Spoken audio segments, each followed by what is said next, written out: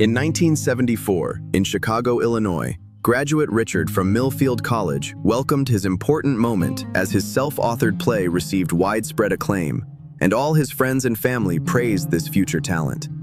However, in that dimly lit seat, a pair of aged eyes were constantly watching Richard, who was shining under the spotlight.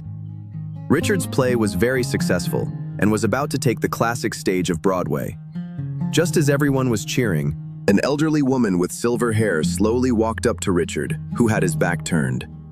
When he turned around, there was silence, including from everyone present. The elderly woman placed an object in Richard's palm and said to him with deep affection, "Come back to me." It wasn't until the old woman left that Richard snapped out of his shock. When he opened his palm, he found a beautifully crafted pocket watch, its brilliant gold shining like countless stars of a wonderful time. Who was this elderly woman? From Chicago to the Grand Hotel in the suburbs, the old woman's tears never ceased. In that familiar room, she could no longer care about the maid's concern, as if she had received a call from the beyond. The Paganini theme rhapsody played again after 70 years.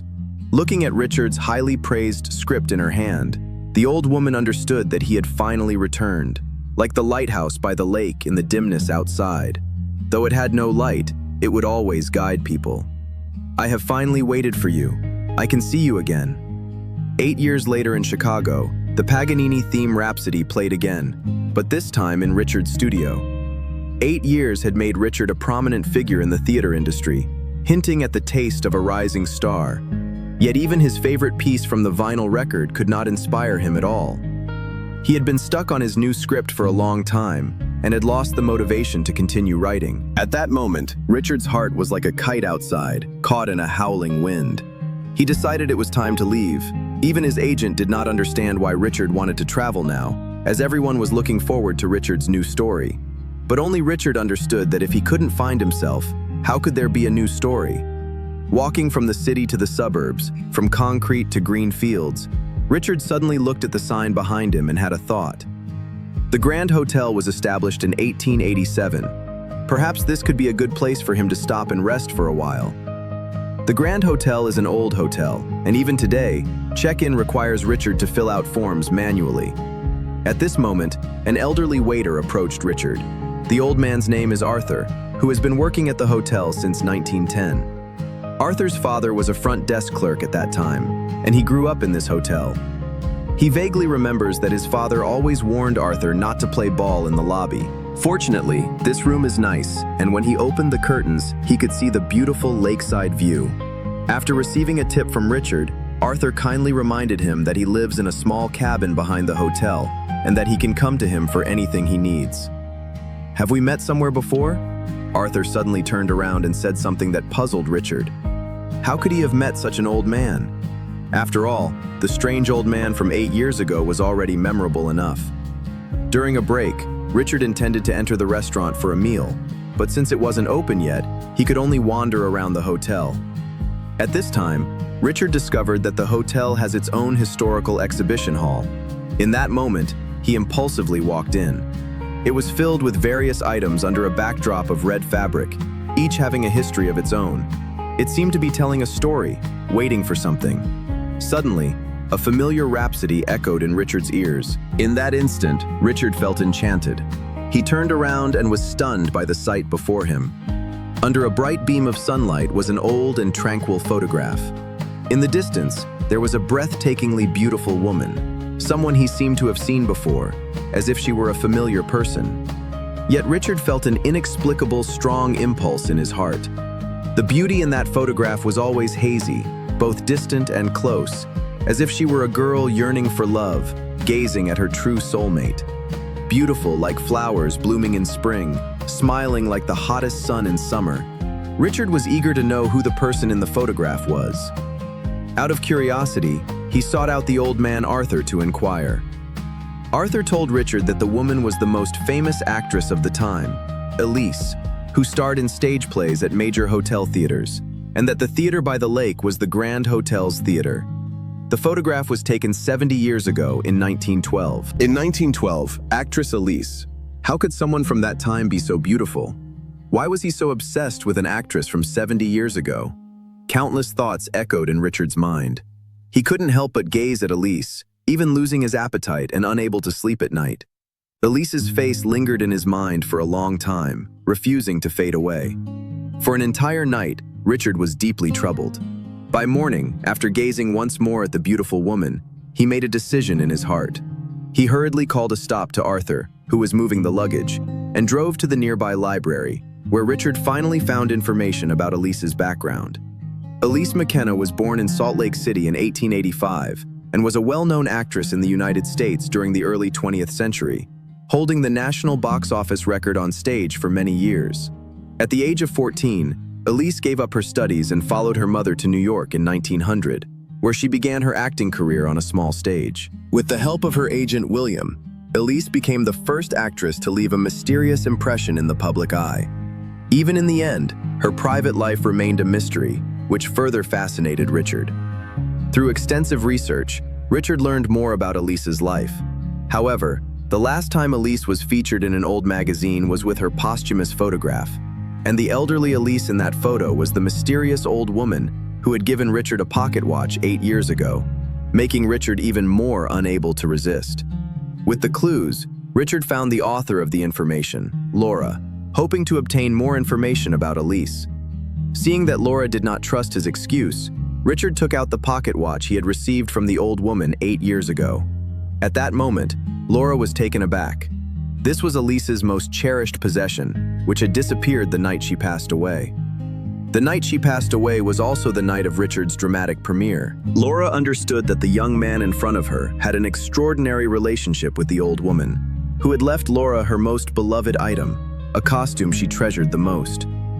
Richard was eager to know what kind of person Elise was. Laura recalled that when she met her, she was kind and considerate, but very introverted, a kind of introversion born from emptiness. However, during her acting career, everyone said Elise was intelligent and witty, and it seemed that all the turning points occurred in that year, during the 1912 Grand Hotel performance. As Richard looked around, he discovered a book he was familiar with, the work of his college philosophy professor Finney, Through Time. What Laura said next shocked Richard. This was Elise's favorite book during her lifetime. Upon seeing the Grand Hotel model made by Elise herself, along with the familiar Paganini theme Rhapsody in the model, Richard finally clarified one thing. He has a complex relationship with Elise, and he himself is eager to meet her. Afterwards, Richard hurriedly found Professor Finney to learn more about the details and possibilities of time travel. Finney told Richard about the origins of his theory. Many years ago, Finney went to an old hotel in Venice, where all the items seemed to be frozen in time. The essence of time was all left in the 16th century. At that time, Finney had a whim and hid all the modern items around him, closed his eyes, and repeatedly sensed the items of that era. In his mind, Finney continuously self-hypnotized, convincing himself that he was in the 16th century. After countless attempts, Finney seemed to see a beam of light from that century. However, this kind of experiment had never been done before. Finney was exhausted afterwards and did not have the courage to try again. At that moment, Richard believed Finney's account. It seemed that time travel was not impossible. As long as there were the right benchmarks in the right place and modern items that reminded him were removed, perhaps everything could succeed. With a mindset of giving it a try, Richard bought early 20th century clothing and carefully purchased some coins from that era. Comparing with photos from that time, Richard meticulously styled his hair. Now everything was ready. Richard counted the old items he had prepared around him, emphasizing the date and environment of that year on the recorder. On June 27, 1912, at 6 p.m., you were lying on the bed of the Grand Hotel, preparing to meet actress Miss Elise. Again and again, Richard put away all items from his own era.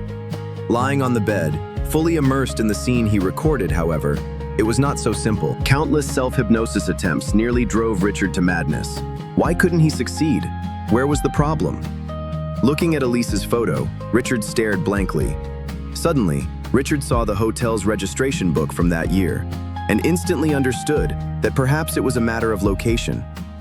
The uncertainty of the location prevented him from solidifying his inner conviction. Without saying a word, Richard found Arthur to inquire about the location of the registration book. In the attic of the hotel, Richard found the guest list from June 1912. Sure enough, on that day, Elise stayed in room 117, while he stayed in room 416. It turned out he really was there on that day. This undoubtedly gave Richard ample reason and confidence. He returned to his room and calmly performed self-hypnosis. This time, he discovered that the problem might lie with the recorder. Once he hid the machine, Richard finally closed his eyes tightly. This time blurred his length and perception. This moment seemed to last only 7 seconds, yet it felt like 70 years. He was like a dream, and also like a real change. As the white walls flashed with the arrangements of the past, Richard fell asleep like a baby. When he opened his eyes again, a ray of sunlight fell beside Richard's ear, accompanied by the rare sound of hooves. Before him was an unbelievable sight. Richard had finally traveled through time to the Grand Hotel of 1912, 70 years ago. Before he could cheer, the singing of a woman in the room startled him. Avoiding her, Richard realized that his room might have been someone else's room back then. Taking advantage of the room owner's inattention, Richard hurriedly slipped out of the room.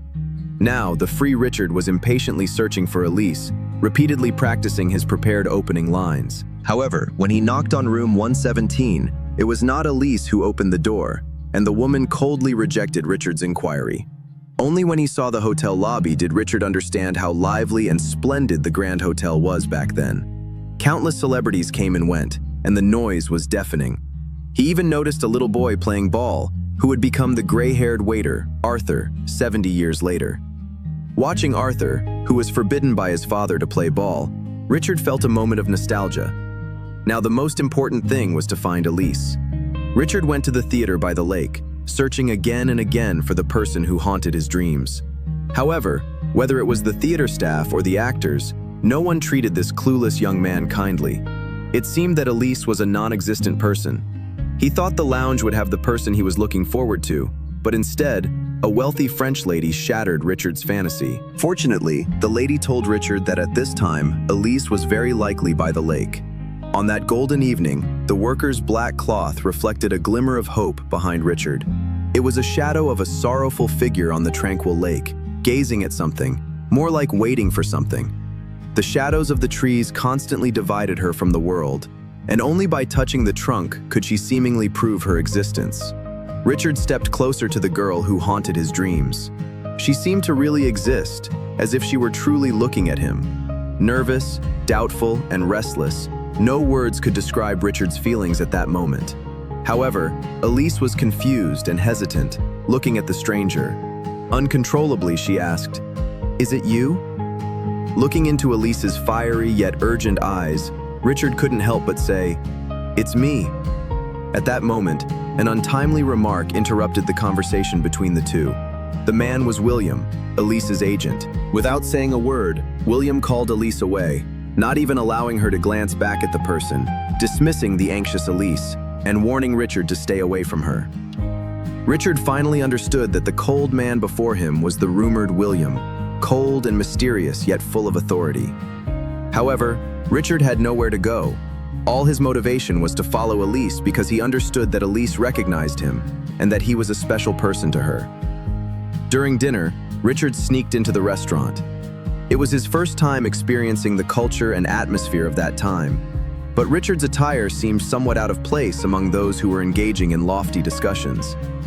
Fortunately, that French lady reminded him that Elise was nearby, and finally, Richard looked at the graceful beauty dancing and couldn't help himself again. He dismissed others and pulled Elise to dance a joyful dance. Watching Elise's instinctive resistance, Richard wanted to express how much he had gone through to dance with her.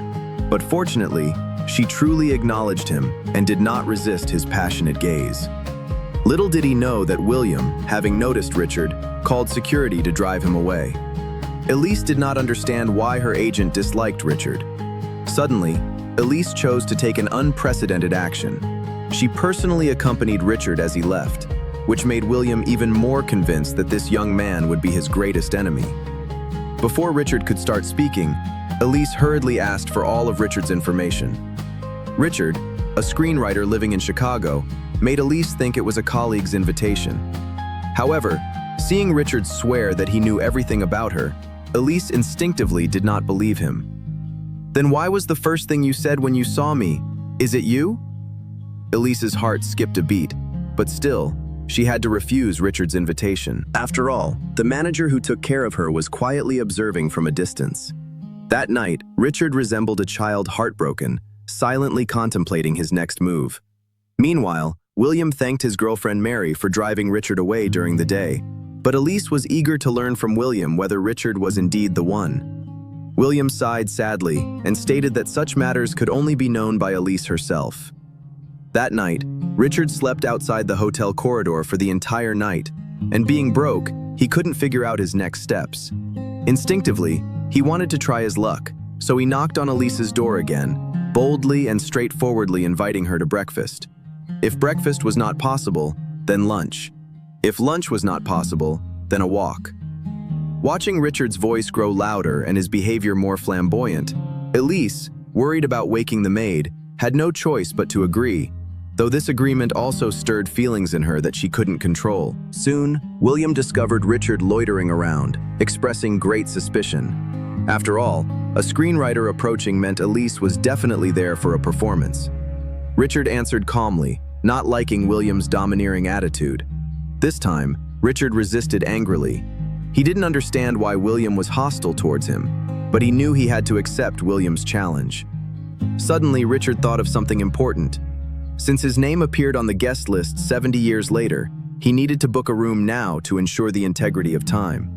However, when he got the room number in hand, Richard was instantly flustered.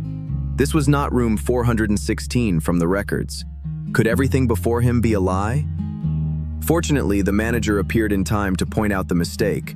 Room 416 was indeed Richard's, which finally eased his doubts. Excited, he wrote down the information and returned Arthur's ball to the sad boy. After carefully grooming himself, Richard still managed to scratch his face. Fortunately, Richard waited for Elise, but just then, William appeared again. Elise suddenly had an idea. The two of them cleverly hopped onto a strange carriage, heading straight towards the hopeful distance. 70 years ago, the lakeside was still filled with beautiful flowers and birdsong, and everyone loved the tranquility and beauty of the place. Under the mesmerizing sunlight, Elise sensed Richard's thoughts for the first time. Humorous, yet not arrogant, opinionated, yet not showy, and with a unique insight into drama.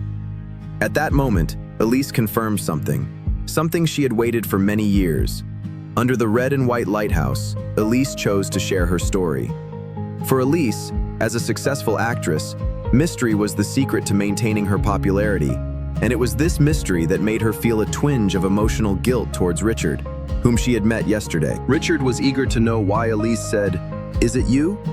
It turned out Elise had been waiting for someone William had told her about years ago. For 12 years, William seemed to have a prophetic ability regarding events, including Elise's rise to fame, which was something William had been certain about from the beginning. William once told Elise that in 1912, a person would appear before her, and that person would change her life. So Elise feels curiosity, anticipation, and an indescribable worry about Richard today. As the lake and sky merge into indistinguishable colors, accompanying the wooden boat heading into the distance is Richard softly humming Paganini's theme Rhapsody, the music of Elise's favorite composer, yet she has never heard this particular piece. That day, it seemed everything was filled with brilliance. Flowers bloomed behind them, and Elise finally wiped the traces from Richard's face. However, she stopped Richard's impulse and discovered he had a delicate pocket watch. At that moment, Richard dared not reveal where the watch came from. 1,000 words turned into one, from a familiar person. Back at the hotel, Richard learned that after the performance tonight, Elise would leave the hotel for another place. At that moment of the performance, Richard decided to bravely persist once more. He opened the familiar door, where he had the chance to be intimate with the one he loved. For Elise, who had no experience in romance, everything felt both frantic and sweet. In a daze, William stood at the door and sensed something was wrong. William's forceful expulsion of Richard made Elise angry for the first time, as she bluntly stated that they were only work colleagues and should not interfere in each other's private lives. This time, Elise made up her mind. She left Richard a theater ticket and silently made her most difficult decision. As the lights began to shine, all the guests awaited the appearance of the renowned actress Elise. She resembled a delicate princess, secretly anxious about her impending unhappy marriage. Everyone was laughing heartily at Elise's performance, except for Elise herself. She felt like a neglected clown amidst the laughter. At that moment, she spoke the words she had prepared. "I met my dream lover. He has always been the one I long for day and night. He always appears in the deepest part of my dreams, the most secret place of my soul. Yet now I can almost see him with my own eyes. If he is really here, what would I say to him? Please forgive me for never having felt this way before. I have never had such feelings in my life. You are the first to give me this feeling. Is there any way for me to tell you how my life has changed? Is there any way for me to tell you about the sweetness you have brought me? I have so much to say to you, but I can't find the right words. 1,000 words may only boil down to the most fitting one. I love you." At that moment, her eyes were only on Richard. The guests cheered for the exquisite lines, but only Richard understood that those beautiful eyes had been gazing only at him. The staff had intended to capture the most beautiful star in a fleeting moment, but in that instant, Elise saw Richard rushing in. It was the timeless classic left on the wall, spanning 70 years, where a woman saw her most beloved man. At the same time, Richard received a message from William, who bluntly stated that he needed to have an honest conversation with Richard about life and death. Richard found William waiting outside. William asked Richard if he knew about his past with Elise. Listening to Richard recount the past in detail, this time William was no longer calm. 12 years ago, William discovered the 16-year-old Elise on a small stage in New York. Beneath the unseemly script was a radiant girl, whom he had gradually brought to the highest stage. Yet this young man before him misunderstood it as a possessive love. Until now, Richard had awakened from the dream. He understood William's good intentions, but wished he could be by Elise's side. William would certainly not agree because he knew where Richard came from. So this time, he decided to correct the wrongs. In the evening, Elise achieved yet another tremendous success. But now, she had no time for a curtain call, always wanting to find her beloved man to express her heartfelt feelings. As expected, William intercepted the anxious Elise. Elise had lost patience with William, questioning him where he had hidden her lover. William was already confident. He was not the first man to entangle Elise, nor would he be the last. However, this man made Elise say, "I love him," and "only he can make me happy." At that moment, William understood that the concerns he had for years, the obstacles he had placed for years, would ultimately come to pass, and he was powerless to change it. "I will ultimately lose you, even though I know the final outcome." Looking at the already cleared room, Elise couldn't believe that Richard had really left. It wasn't until the next morning that Richard discovered he had been thrown into the stable. He hurried back to the hotel to find Elise, only to be told that the performance troupe had left the night before. At that moment, the beautiful dream came to an end. Richard was filled with anxiety but felt powerless, his heart shattered into pieces. Behind him, a familiar figure approached on the grass, equally pained and sad. Until she looked up and saw him in outdated clothes, she shouted, and Elise rushed towards Richard. Richard tightly embraced the girl he loved the most. In that moment, no one could separate them, for they loved each other until the end of time. That night, Elise, who had never experienced love before, let down her flowing long hair for the first time. The door to room 117 closed again, and the two of them shared a deep affection, unable to sleep for a long time. For an entire day, Richard and Elise sat on the ground, constantly dreaming about their future life. Elise longed to perform Richard's script, but before that, she wanted to buy Richard a proper suit. After all, her lover was wearing a style that was popular 10 years ago. "What's wrong with my clothes? They're fine, look. How many coins can they hold?" Suddenly, coins from the 1970s fell to the ground, and Richard felt as if struck by lightning, awakening from a dream. Accompanied by Elise's scream, Richard fell into darkness. When he awoke again, he had returned to the modern era. This time, there was no relief in returning. only unwilling pain. Even drenched in sweat and feeling weak, Richard still hoped to return to the past, but this time, he had no chance. When the lakeside was no longer lush, when the tree where they first met had become dilapidated, when the steamboat replaced the raft, Richard could only look at photos to reminisce, recalling the sweetness that once was. It turned out you saw me. It turned out we really loved each other. I can cross any space, I can do anything, but there is one thing I cannot do. When you were born, I was not yet born. When I was born, you had already aged. You hate that I was born too late. I hate that you were born too early. Still that familiar lighthouse, beautiful lakeside. Richard had been physically and mentally exhausted for many days. He missed that beautiful day and finally decided on something in front of the chair. When Arthur sent someone to open the door, Richard had already sat in silence for a whole week. For 7 days, Richard neither ate nor drank, and now he was at death's door. This time, Richard felt no pain at all. He saw himself slowly rising, saw old Arthur's anxious face, the white curtains swayed, opening memories and knocking on time. The end.